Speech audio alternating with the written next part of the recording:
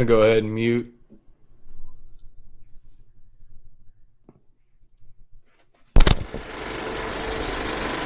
Oh shit. Never mind.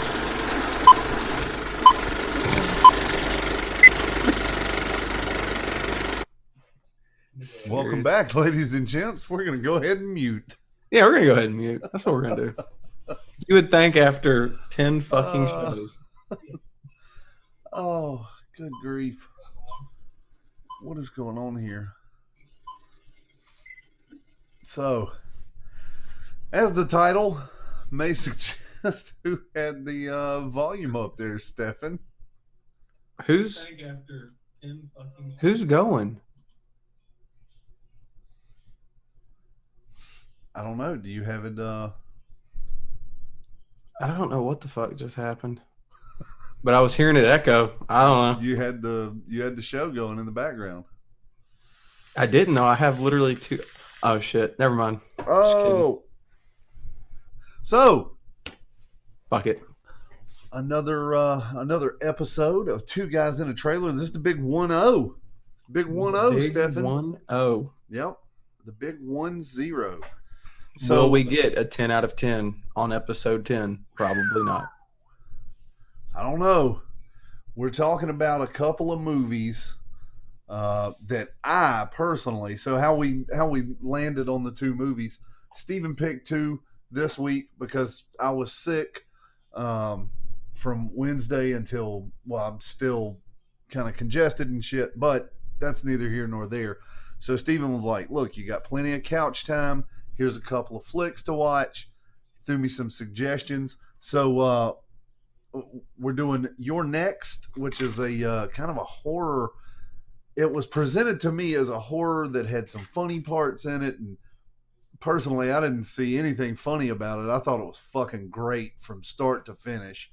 And then Warrior, which I'd never heard of, but it was presented to me as a kind of a Rocky Balboa meets MMA type deal, kind of I don't know, drama, I guess. Which I think we need to save that one. Oh, I think let's go ahead and do that one first. Actually, let's go back to last week. You know, talk about the nice guys a little when bit. we did. I just want to give a brief kind of idea of where I'm at with Nice Guys. I'd never heard of this movie. Steven said, "I don't know how you've never heard of it. It's great. It's this, it's that, it's the third." So I didn't watch it for an entire week. Then Monday, I tried to cram it in before the show. That obviously didn't work. I got 45 minutes in. Up until that 45 minutes was a good movie, a really good, solid movie. Little did I know that the hour that followed that first 45 minutes blew the rest of the movie out of the water. So if you haven't seen The Nice Guys, I highly recommend it. I'm going to go ahead and give it a 4.5. Wow. And I gave it a 4.5 as well. So that would be a 9. So that puts it at a solid 9, which brings it up from the original 8.5 that we had it marked down as last week. So this week, it's such a funny fucking movie. It's funny from start to finish. The storyline, they do something in that movie that I really like that they do in movies. They kind of hide the storyline until you get some of the backstory out of the way. Yeah. And then they kind of introduce what's actually going on. They take some time to establish the main characters and and give them some backstory. So let's do Warrior. So we're gonna do Warrior first. Yep. Okay. Now, I sent Steven a text yesterday, and I said this may be the highest rated movie that we're going to get on this show, and I still stand by that. And I'm just going to go ahead and get the rating out of the way. For me, this was a 4.8. God damn, I thought we were only doing in half increments. Okay, then it was a 5. You want to give it a Because 5? I can't give it a 4.5 because I literally think that was one of the best, most heart wrenching pull for the bad guy, because you don't know he's the bad guy until you realize he's the bad guy, and by the time you realize he's the bad guy, it's too fucking late. You're too invested in him. But Yeah. you're also pulling for the underdog the whole time. The only reason I could knock anything off of this movie, and this is why I said 4.8, is because it's kind of predictable, right? Yeah. Because of the feeling you get throughout the movie, you know one of the brothers is gonna take it at the end. You know that one of them is gonna win it. Now the twist at the end kind of leads you to believe that the brother that's gonna win it wins it, right? So a little bit of predictability, but man, I'm gonna tell you what, there's a couple of scenes in that movie that just make you go like you got to catch your breath, because you just, number one, you wasn't expecting it. When the fucking principal of the high school is sitting there going, "Get him, get out of there, get out of there. Oh my God, you got to," after he just had this serious talk with the guy about you can't be doing this, and in the background he's secretly pulling for him, like that hits you right there, man. Or when the wife is sitting there like, I'm not gonna watch you fight again. And then she winds up there, she's pacing around the house, looking at the phone. She sees the text come in that says I won and loses her shit, right? I think it was a fantastic movie. So I'm giving this movie a solid 5. Okay. A solid 5. Well, this is a better movie than Rocky ever thought about being. And that's kind of how I sold it to you, right? I said it was just it's a better Rocky. It's got and by the way, another thing that you kind of have to suspend reality from, and this is a personal thing for me. Kurt Angle, right? The wrestler Kurt Angle played what was his name? Kobe? Koba. Yeah, Koba. Okay, so he plays him. Well, in the wrestling ring, Kurt Angle is billed at 255. He's way out of that weight class. And just looking at those guys side by side, he was way out of that weight class. There's no way he was fighting at light heavyweight. So, yeah. But something like that, you would have to know kind of the characters and know who's playing that character to know what. So that I can give them a pass on, because I'm going to tell you what, for 55 years old, Kurt Angle is a fucking stud. That dude is a monster. Dude, what about Tom Hardy? Dude. For the movie, he put on 28 pounds of muscle. Yeah, I was going to say, if you told me he had put on 40 pounds for that movie, I'd have believed it all day. He's fucking shredded, dude. Yeah. And like it lends to the believability of it. Like he looks like a fucking fighter. And the fights are choreographed really fucking well. But they're not really the focus of the movie either. You know? You would be hard pressed to get me to get me to believe that some of those punches and some of those moves were not full force balls to the walls. Yeah.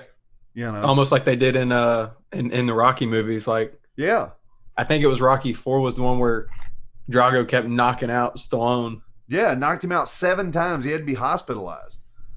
But you'd be really hard pressed to get me to believe that they pulled some of those punches. It was just those knees to the ribs. It was constant knees to the ribs. I don't know how you pull a punch like that and make it believable. Right. So I think they probably went full force on those. You know, you've got a lot of these guys that are actual MMA fighters that do this for a living, that, you know, and then you got 2 actors in there, and the actors are obviously going to win the fight. So they're going to have to give some good punches. like those body slams and those suplexes, there's no way to pull that, to pick somebody up over your head and drop them on their back. You can't pull that. So yeah, I think a lot of it comes down to that. I'm sure the ring was padded and all that shit. But it looks extremely well done, dude. I'm gonna tell you what. Say the ring's padded all you want, unless they're putting, goddamn crash test dummies with people's faces on them. That shit still hurts. Oh yeah, So well, I didn't expect you to go out with the rating first. I had to get it out there, man, because the whole gush fest of that movie was going to lead to it anyway. So I might as well lead with it that we're talking about a 5 here, folks. Well, so just a little bit of background. Okay. On Rotten Tomatoes, it's got 83% positive reviews. Mm-hmm. The average score is a 7.3 out of 10, which I think is low. I agree. Right? Also, a budget of $25 million, and it didn't even make its budget back. Yeah, it made $23.1 million at the box office. So this is a flop. Yeah, for the studio, right? But I would also give it a 5. So boom, there you go. Predictably, we have a 10 on episode 10, dude. And now there's something that I would take. I would bring it down to like a 4.8. I'm not going to do it.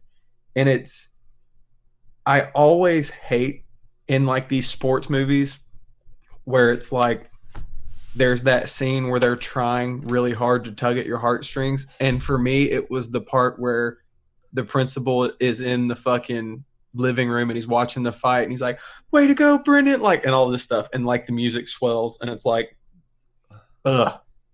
It's like, I get it. Like, you don't have to be that abrasive with it. Yeah. Like, just let the scene play out. Like, I don't need you to tell me that I'm supposed to be cheering for this guy right now. Yeah. That's like the one time in the movie that it's like the one thing. And it happens a couple of times where it's like, it's kind of hitting you over the head with like, feel things now, fucker. Feel things. I get it. But dude. But it does it really well. Dude, I looked over a couple of times. Brittany's sitting there fucking crying. Any movie that can pull her out of a fucking book has got to be good. She literally watched the first 5 minutes and put her phone down. She was like, fucking, I ain't going to need this for the next hour and a half. And the thing that I really like about it is you don't have to like MMA to like this movie. Like I said, the fights are really well done, but they are not the focus of the movie at all. It's the story.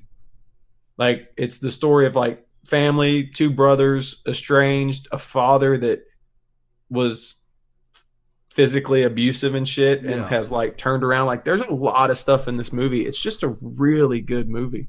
Yeah. And it sucks that a movie like this, with the talent that it had, couldn't even fucking break even at the box office. That sucks. That's a shame. Yeah. That's a shame. But, sometimes it is what it is, Yeah. But there's also a part of me that says, had this come out, 8 years ago, 10 years ago, it probably would have crushed it before major streaming services were, everybody had 47 of them on their Roku. Yeah, it's just hard to get people to go to the theater to see anything other than like a blockbuster. Yeah, Avengers. Yeah, which sucks. Well, I wouldn't say it sucks, but it's kind of this at this point. It's the same shit, right? Mm-hmm. It's the same movie every time. No. I'm not saying the movie sucks. I'm saying it sucks that that's the only thing people will go out and watch. Oh yeah. No, I agree. Because things like this literally fly under the radar. Like, so far under the radar. I'm a fan of movies, and I didn't see it. I missed this one. So, and assuming that it probably flew under a lot of y'all's radar as well, it is on, what was it, Amazon or Hulu? I think it was Hulu. Let me look. It may have been. Was that on Hulu, Brittany? I can pull it up real quick. Yes, it's on Hulu. Oh, okay. So if you have a Hulu account, you can watch it, and it's It's it's dude, it's worth well it. fucking worth it. It's It like is. two hours ish long. Yeah. I don't even Uh, think it's 2 hours. I think it's like 145. and one of the things that I really fucking well, I've got the runtime up. It's 140 minutes, Okay. but I'm assuming that's including credits, so Yeah. it just doesn't feel that long. It doesn't. But the fucking soundtrack in Oh that yeah. movie is so good. One of my favorite bands is The National, and they use a lot of their music throughout that movie, and it's just the perfect music for the movie. Yeah. And that ending, I don't want to spoil it because I'm assuming a lot of people haven't seen it just by reading chat. But that ending, like even if you don't, I remember like y'all both said it kind of left you wanting more. Yeah. It's not a resolution that it really doesn't reaches. give you definitive closure. And that's what I kind of have to have in movies. That's why I like horror movies. Because either somebody's gonna get away or everybody dies. You know, there's no real in between. I haven't seen a movie yet where the person that they were trying to kill was like, yeah, fuck it, I'll join the cult. I'll start killing people. Why not? You Yeah. know. Actually, the next movie up may have kind of done that, but Yeah. but there was no resolution, man. There was no fucking. You don't Well, know you don't know what happened to this guy. You don't know what happened to this guy. You can read between the lines and you can say this happened and this had to happen because they did set up some of the things. Like you knew what the one brother was fighting for. You knew definitively what the other brother was fighting for, and nobody else in the movie had a stake in the game at that point. So you had to kind of figure out on your own. But there, it's the climb. It's an emotional ending. Oh yeah, Right? absolutely. Like in the ring, when that music starts swelling up and like there is a resolution. It's just not like the things surrounding the two brothers. The resolution is between the two brothers. Yeah. I think, if that makes sense. Well, they kind of give you a nod to the resolution at the end of the movie on the beach in Atlantic City. The scene where they're standing there talking to one another, they kind of give you the huge problem, the big thorn in the side of the brothers. They lay it out in plain English, and there's no debating why one brother has beef with the other brother. There's no questions about who's who and what's what. So there's a turning point where it's like, now you have to pick your side. Right? Now you got to pick your side. Are you going side Brendan? You going side Tommy? Which side are you going?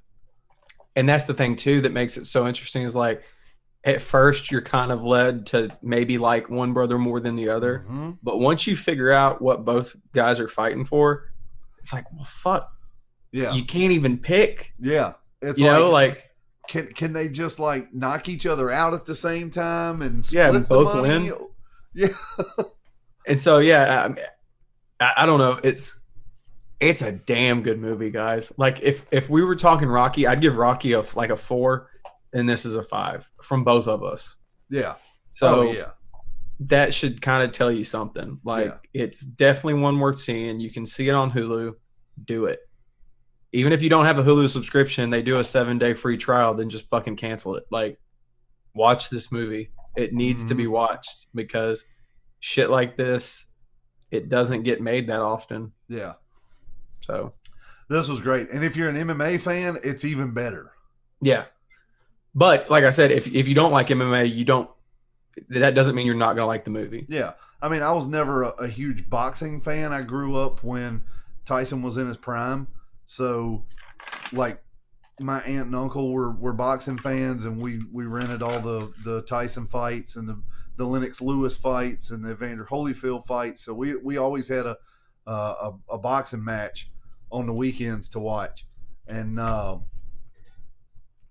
I grew up kind of liking boxing. And then Rocky, obviously, I liked that movie as a kid because I didn't know the difference between Sylvester Stallone is mildly retarded and you know, like Mildly. what an actual actor can look like in a role like that. And I think the actors were great. The storyline was unbelievable. The choreography and the fights was a 10 out of 10. Like I don't know what I could knock on this movie other than the lack of resolution at the end, but it's also one of those that's not going to sugarcoat it and hand it to you. It kind of lets you draw your own lines. Yep. So, dude, starting it off with a fucking bang. Yeah, with a 10. Now, full disclosure, your next is not going to get a 10. I know it's not going to get a 10. No. So let's watch the next one. Let's talk about the next one. Your next was directed by Adam Wingard, which did another movie called The Guest, which I recommended to you. I don't think you ever watched it though. The Guest. But that's another good movie that he did. Okay. About 94 minutes long, budget of $1 million, and at the box office, it made $27 million. That was only that. Hold up, hang on. It was $1 million on the budget. So they did that. They made that movie with $1 million, and filming lasted 4 weeks. So they made that movie for $1 million and filmed it within 4 weeks, only shooting at night. Wow. Yeah. I don't think you really could have shot any of those scenes during the day, though. No, but it's just that goes to show like how limited the time was, right? So they're probably shooting between, you know. Well, they had to shoot some during the day because there's a couple of scenes during. Well, yeah, but I mean, the vast majority, 90% of the movie is at night, right? So they were limited on time. They had 4 weeks to film it, and they had to get it all done within certain hours, which is crazy. But yeah. So what were your thoughts on it? Because just to give a little background, like as we said last week, I hate horror movies. This is a horror movie that I really fucking like. Yeah. I really like this movie. So from a horror movie fan's perspective, right? I hadn't seen trailers. I'd never heard of this one. I had seen the poster, which is what you have on your background there. I had seen that goat head or sheep head or whatever it is mask, and but I didn't remember anything about the movie. So I went into this thinking, holy shit, Steven recommended a horror movie. This has got to be good, right? So I went into this with really high expectations. Okay. The majority of this movie, I literally sat in the recliner going, oh. Also, this movie contains probably one of the top 3 or 4 kills in a horror movie ever. When you smash a fucking blender over a dude's head, embed it in his skull, plug it in and turn it on, you're a gangster. Mm-hmm. That's just how it goes. There were a couple of things that I didn't really like. As far as like the whole family dynamic and, you know, stuff like that, I didn't really get a whole lot of that. But I thought it was funny that there's 2 instances where the father was about to open the same fucking door in the same hall for the second time, and he gets scared by another one of his children. Yeah. Right? Like, you dumbass. Can somebody just open the goddamn door? Like, can y'all stop jumping out at this motherfucker when he's trying to open that particular door? Yep. So, yeah. And who saw the chick being a fucking survivalist badass, right? Nobody saw that coming, I don't think. But, yeah, the storyline was pretty good. I guess everybody who has a dysfunctional-ish family, I wouldn't consider them dysfunctional. I consider them fucked up. Yeah, like a fucking bunch of psychopathic bunch children. of assholes. Yeah. So yeah, I don't know. I liked some of the kills. I liked the fact that they showed what somebody who's well prepared could do in a situation like that, right? That like just a little bit of cool under pressure and knowing how to defend yourself and knowing things to do to keep yourself safe in a situation like that, or as safe as possible in a situation like that, and having the balls to actually do it. Like, you know, the dude reaches in and how many times have you been watching a movie? Somebody grabs one of the people and you're like, dude, you got a fucking knife in your hand. Just stab his goddamn arm to the wall. And she actually does it. She's like, ow! And his arm stuck to the fucking wall with a butcher knife. Yeah. Right? So like, I don't really believe that dude walked away from that like he did. Because if you stick a butcher knife through somebody's arm right there, that's where all your fucking shit is. Remember, kids, it's down the road, not across the street. Jesus. Jesus. You can't say that. That's a joke. I mean, you can, but yeah. Yeah. Anyway, if you ever need any tips, be sure to check out Two Guys in a Trailer. Yeah. So, Jesus Christ. I didn't see him walking away from that like they kind of led you to believe. But I've always said a crossbow is a damn good weapon in the dark. Damn good weapon in the dark. So that is one of the things I really like about this movie is that, you know, in movies, there's always those scenes where you're like, just shoot out the fucking tires.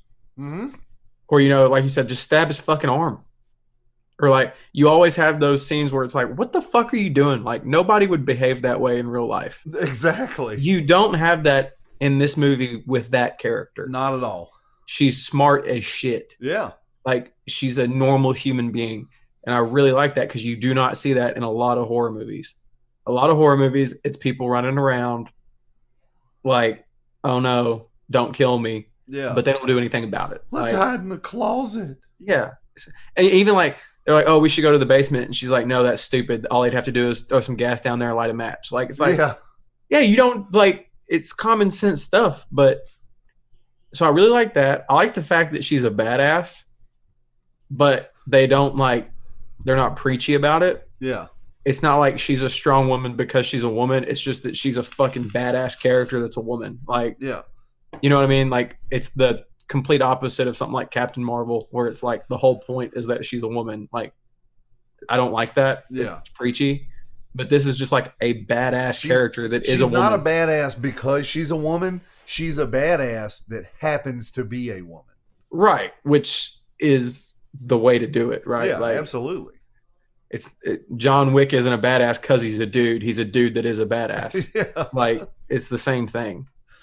So I really like that about the movie. I also like that the movie makes sense. It does. Right? Like, the plot makes sense. People get killed. The thing that is getting them killed is the one thing that is responsible for more deaths than the Clintons. Money, right? So, well, you it just makes said sense. That on a live show. Well, you know, you did just encourage. I didn't encourage anything. That was a PSA. Yeah. But so I to me, everything I really like, I like the movie. There's one thing I don't like about the movie, and that's the twist with the boyfriend. Okay. You see it coming a mile away. Yeah. As soon as he said, I'm going back out there, I was like, this motherfucker's in on it. Exactly. I don't know what the hell's going on, but he's got something to do with it.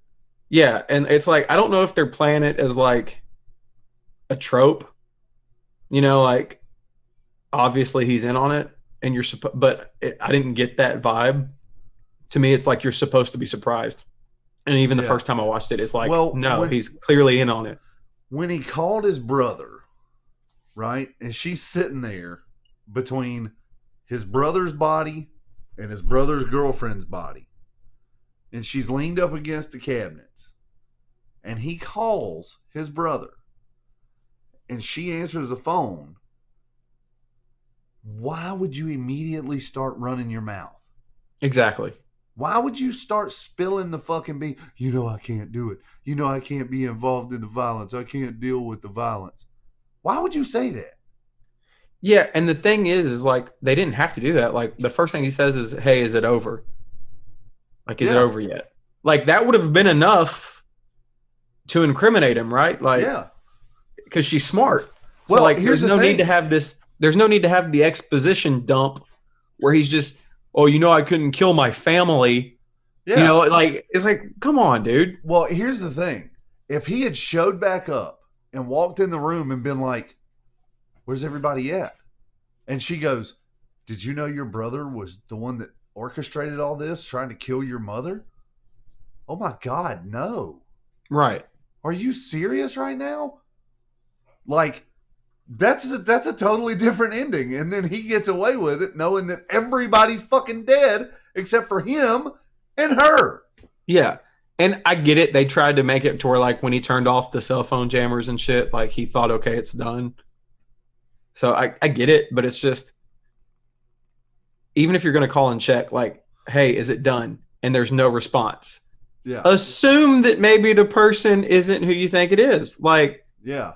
Hey, what's going on? You know, and then you start asking questions, and then she answers and says, everybody's dead. Oh my God, what happened? Right? You can play it off. Yeah. Or you call and say, I'm at the neighbor's house. They're dead too. I'm going to steal his Porsche. And she goes, oh my God, everybody's dead here. Come get me. Yeah. You know, and the thing like is that. But I think maybe what they were trying to do is show that, like, she's smart and everyone else in that family was kind of dumb. Yeah. Because they were. Like, oh, the mother's upset. Let's go lay her in a room upstairs by herself. Yeah, when there are a bunch of killers around. That we just heard weird, crazy, goofy fucking noises. Yeah, like, come on. And you don't check under the bed? Come on. The first thing that should have happened is as soon as they walked in that house and they heard the creaking upstairs, that's when you say, hang on just a second. Come back outside. Close the door. Hey, police, come here now. Like, somebody's in my fucking house. I need y'all to come walk. Yeah, but at the same time, I mean, there's plenty of times where I hear shit in my house and I'm just like, it's probably the walls. There have been plenty of times that I've opened the door and just had a bad feeling and told Brittany and the kids, stay in the car, walked right to my gun safe, pulled out a 12 gauge, and looked in every room in this house. Hallway, bathroom, closets, doesn't matter. AC cabinet, I'm looking in it. And if anybody's in there, they're going to pay the fucking price. So, like, there's been, and there's a difference between, you know, it could be something. It's probably not. The one time that it's probably not, you wind up getting fucking butchered to death. That's what happens. Meh. I take my chances. I live on the edge. Well, but so for me, like, this is probably one of my favorite horror movies. Even with the things I don't like about it, it's fucking fun. Yeah. Like, it's an entertaining movie from start to finish. It's a very well-made horror movie. And there's no supernatural bullshit. There's no plot that doesn't make sense. Yeah. It's not just murder for the sake of murder. Yeah, like one of the dudes steps on a nail and he goes, oh, fuck, shit, oh my God, and starts freaking out. And then he's done for the rest of it. Like, you're not walking around. If you stick a fucking 3.5 inch 10-penny nail through the bottom of your foot, you're not walking on that fucking thing. Yeah. You know, I don't care what kind of adrenaline dump you get. You ain't walking on it. So what happened? He stepped on it and then fell back over. And that's where he stayed until he died. Yeah. So, and also, can I just say, meat tenderizer? Yes. Dude, meat tenderizer to the back of this dude's dome. That was a cruel one, man. Kicking the nuts, meat tenderizer to the knee, down he goes, back of his skull gets pounded into just ground chuck. What about the fucking cop? Oh my God. That fucking idiot. That shit was hilarious. I thought it's kind of like a black comedy because there are certain things in that movie that are like funny because they're dark, I guess, and that's kind of like one of them would be the cop. Well, you're or an idiot. the fucking girlfriend like telling the brother to fuck her next to her dead mom or whatever. Like, Oh yeah, there is some shit in there that's like kind how of sprinkled in disgusting. humor. Yeah. Or when the guy's like, Chris, or what's his name? Crispin? I think that's Crispin. his name. He'll be fine. He's a tough guy. No, he's not, but thanks. Yeah. Like, there are some elements that are funny. Uh, and I wouldn't even call it as much of a horror movie as it's more of a thriller. Like, to me, I don't really think it's very scary. There's a lot of elements to. I'd put it squarely in the horror category. Really. Yep, absolutely. So for you, how does it stack up in the horror category? Because you're the horror aficionado. You Um, put it up towards top? Is it middle or bottom? it's a must see. It's definitely a must see. Okay. I would say it's definitely above average. I wouldn't put it in the greatest of all time category. Okay. But it's well above average for $1 million budget shot in 4 weeks. It's great. Yeah, that does add something to it. Absolutely, because Yeah. you look at something like the movie we talked about last week, 31. That's a 6-month project, 8-month project. You know, so And see, for me, this was a better film than 31. I mean, I can see that from somebody who's not a horror movie fan. Now, From their standpoint, I just think this movie's more fun. Like, it's more entertaining for Yeah. me. I can see that. I can see that. So, what would you give it? All things considered, I'm gonna go ahead and give this one a 4, and put this in the solid a solid 4 category. You know, I would also give it a 4. there you go. That gives it an 8. And by the numbers that I got written down right here, 31 got a 7. So by our own Technically. scale, granted that's weighted with 2 different scores, but you're next. We're gonna pop a 8 by that bad boy. And just for information's sake, its average on Rotten Tomatoes is a 6.5 out of 10, which is low. Yeah, I would agree that that's low. I mean, that's ridiculous. It's much better than a 6.5. I mean, I think it's a solid 8. Yeah, I I wouldn't be upset. I wouldn't have been upset to see that go 8.5. Yeah. So Well, and the thing is I mean, you got to be objective, right? Like, is it my favorite horror movie? Yeah. Is it the best horror movie ever made? No. But to me, it's one of the most entertaining for sure. I think I'll put it to you this way: I think Overlord was a better horror movie than this one. Overlord's a great movie. It is. That's a really good movie. Yeah. Yeah, I would probably say it's better. I liked. There was a lot about this movie I really liked. The fucking song that plays, Yeah. On repeat and it like for continuously 2 days. plays. Yeah. Yeah. First of all, that song is badass. But the little motif of it playing like pretty much every time something fucked up happened in that house was pretty cool. Yeah. So I really liked it. Like I said, is it the best horror movie ever? No, but it's definitely my favorite. And It's a really good one. It's a really good. I'm gonna work in a couple of movies to see if we can't budge it out of that number one spot of yours, because I've got a couple of horror movies up my sleeve that I think you'll be like, yeah, dude. So like I just like the not straight up horror movies. yeah, I did watch that Doctor Sleep. I was telling you about that, yeah, and that's like a supernatural thriller with some horror elements. I guess it's the sequel to The Shining, mm-hmm.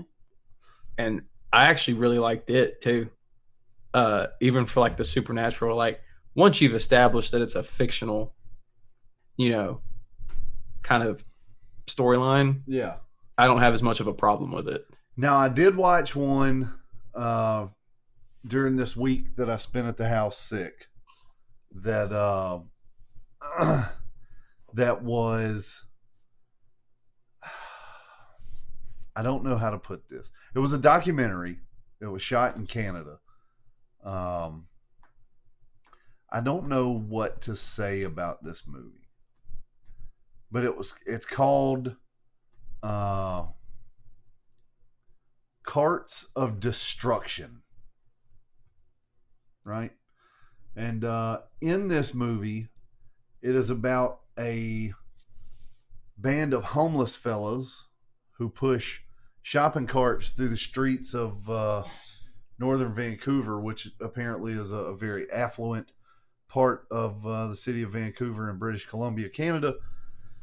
They push carts and go through people's recycling and dig out bottles and cans and plastic and stuff like that. Take it to a recycling center. Well, there's this giant hill, and apparently they ride their shopping carts down this very steep hill, and it's called Carts of Destruction.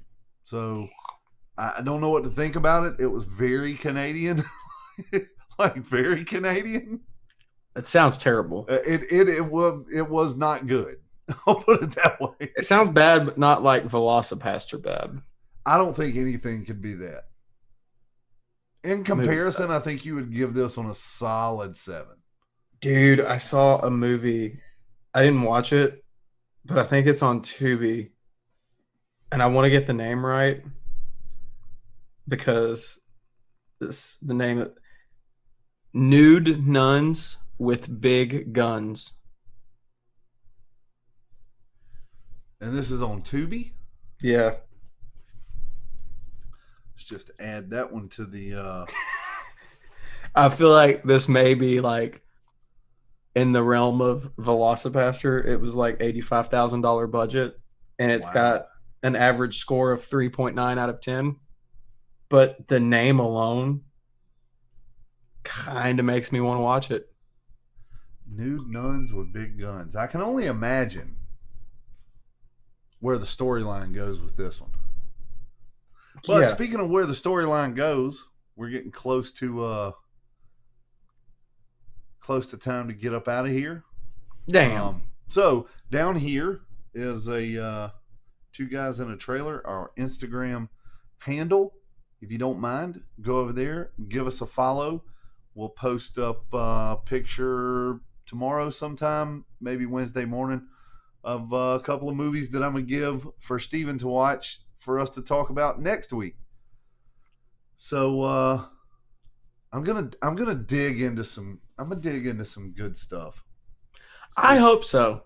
It's gonna be hard because if I get another What Lies Beneath or Velocipaster, like after I gave you a 10, especially that's true. That's true. Like, give me something that's not gonna make me want to fucking die. The hard part is picking out something that you haven't seen, because you're clearly a movie guy. Yeah, well, as long as it's horror, you've got a pretty good chance that I haven't seen it. Well, I'm not going to overload you with it. I may throw one in there, but I want to throw something at you that's going to grab you that you may look at and say, I never thought about watching that, but I'm going to give it a look. So I'm looking forward to it. All right, so there you go. Two Guys in a Trailer. Love, Peace, and Chicken Grease. On this one, we got a 10 on episode 10. That's 10 out of 10. It's probably going to be rare. We know we won't get one next week because there's no such thing as an 11. Well, we'll try it out. We'll see what we can come up with. We'll figure it out. Guys, girls, love, peace, and chicken grease. We will see y'all next time. Later, guys. I'm going to mute.